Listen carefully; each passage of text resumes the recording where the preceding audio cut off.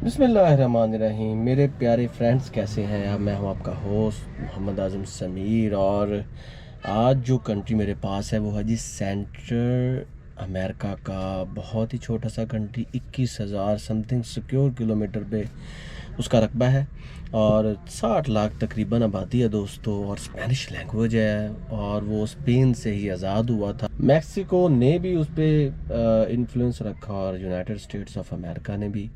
और 60 लाख की आबादी वाला छोटा सा मुल्क, लेकिन बहुत ही इम्पोर्टेंट। दोस्तों मैं बात कर रहा हूँ एल साल्वाडोर की, जिसका कैपिटल है जी सैन साल्वाडोर। दोस्तों इसकी करेंसी भी पाकिस्तान से ज़्यादा है। कोई इनका तकरीबन इनकी करेंसी भी पाकिस्तान से ज़्यादा है। इनका जो एल साल्वाडोर की जो एसवीसी यानी कि एक एल साल्वाडोर है वो पाकिस्तान के तकरीबन 30-31 रुपए का है। तो इसके आसपास होंडुरास है, ग्वाटेमाला है और इसके नीचे अगर देखें तो ब्राज़ील और ये सारी कंट्री आ जाते हैं। सियासी एतबार से भी और मजहबी एतबार से भी बहुत इंपॉर्टेंट कंट्री। यहाँ पे ज़्यादा आबादी क्रिश्चियंस लोगों की है और कुछ ऐसे लोग भी हैं जो किसी मज़हब को नहीं मानते और वाइट ब्लैक के कम्बिनेशन से ये कंट्री है। और कुछ लोग तो ये भी कहते हैं कि एक्वाडोर की तरह यहाँ पे भी ख़तरा है। एक चीज़ मैं आपको बताता चलूँ दोस्तों कि सेंट्रल अमेरिका, साउथ अमेरिका और कुछ पार्ट ऑफ नॉर्थ अमेरिका और ईस्ट अमेरिका, यहाँ पे तकरीबन कुछ हालात डामाडोली रहते हैं। कोलंबिया हो गया, वेनेजुएला हो गया, ब्राज़ील हो गया, एक्वाडोर हो गया, एल साल्वाडोर हो गया, इसके अलावा क्विटो और ये जो सिटीज़ हैं, यहाँ पे यकीन करें कोई सर्टेनिटी नहीं है।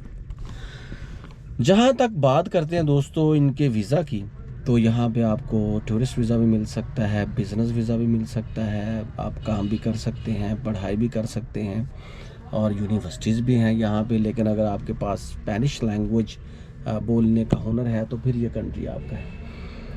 इसका टूरिस्ट वीज़ा पाकिस्तान में कहीं भी अप्लाई नहीं होता, ये मैं आपको भी बता रहा हूँ, क्योंकि इनकी एम्बेसी ही पाकिस्तान में नहीं है। और आप ऑनलाइन भी वीज़ा इसका अप्लाई नहीं कर सकते, आपको प्रेजेंस देनी होगी।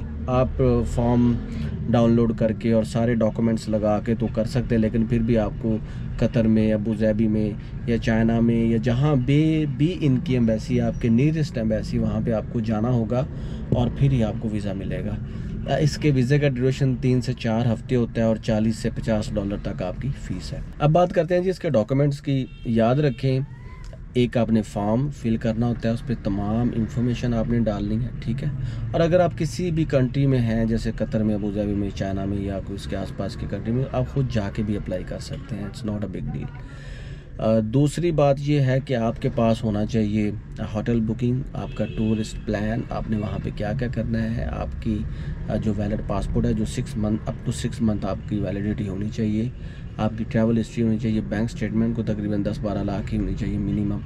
और अगर आपने 1 माह के लिए वहाँ पे रहना है, $40 इसकी फ़ीस है।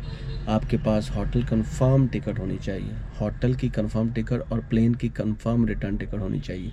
और इसके बाद दोस्तों अगर आपके पास इनविटेशन लेटर है तो वो बहुत ही प्लस पॉइंट आपका।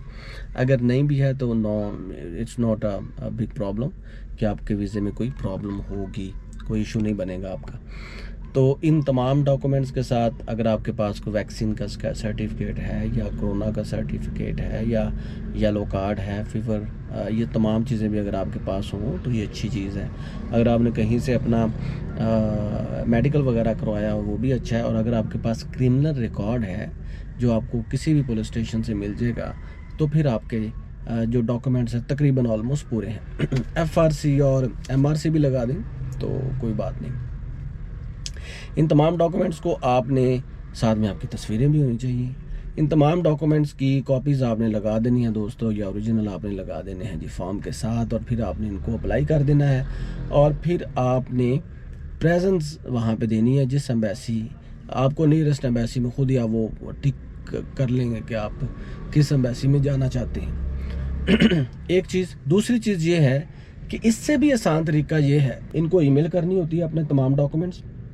अगर आपके डॉक्यूमेंट्स में कोई मसला ना हो तो वो खुद आपको अपॉइंटमेंट के लिए बुला लेंगे। ये भी एक तरीका है। आप उसकी एम्बेसी में कॉल भी कर सकते हैं। मैं उसका लिंक भी आपको दे दूंगा वीडियो के डिस्क्रिप्शन में। आप अपने तमाम डॉक्यूमेंट्स को वहाँ पे करेंगे अप्लाई और भेजेंगे और उसके बाद आपको रिप्लाई आएगा और 3 से 4 हफ्ते के बाद आपको वो सारा प्रोसेस आपका स्टार्ट हो जाएगा। तो जब आपकी डॉक्यूमेंटेशन कंप्लीट हो जाएगी, पूरे हो जाएंगे, तो 1 माह तक आपको वीज़ा भी मिल जाएगा, रिफ्यूज़ल मिल जाएगा या एक्सेप्टेंस मिल जाएगा। 2 बातें मैं ज़रूर कहूँगा दोस्तों, वो ये है कि इस कंट्री में जाने के लिए 4 से 5 लाख की टिकट है। ये मैं भी आपको बता दूं कि ये पाकिस्तान से बहुत दूर है। लाहौर से या कराची से या इस्लामाबाद से आप जाते हैं तो 4 से 5 लाख रुपए लगेंगे आपकी रिटर्न टिकट की, पहली बात। दूसरी बात ये कि ये सफ़र बहुत लंबा होगा, ठीक है। आपको पहले अमेरिका से सालवाडोर, या हो सकता है पहले ब्राज़ील, तुर्की से ब्राज़ील से आगे, या आपको ग्वाटेमाला, ये बहुत कनेक्टिंग फ़्लाइट्स भी हो सकता है आपकी हों। तो एक चीज़ और कि यहाँ जाने से पहले आप हालात को ज़रूर भांप लें, क्योंकि एक्वाडोर हो गया, वेनेजुएला हो गया, ब्राज़ील हो गया, या जो भी सेंट्रल या साउथ अमेरिका के कंट्रीज़ है, कोलंबिया हो गया या थाईलैंड हो गया। इवन तो मैं तो थाईलैंड के बारे में भी कहता हूँ, और भी बहुत से कंट्री हैं। जाने से पहले एक दफ़ा ज़रूर देख लिया करें कि आपके सेफ्टी मेजर हैं या नहीं है। तो दोस्तों, इन बातों के साथ अपना रखें ख्याल, मेरे चैनल को करें सब्सक्राइब। आज के लिए बस इतना ही, मिलेंगे नेक्स्ट वीडियो में।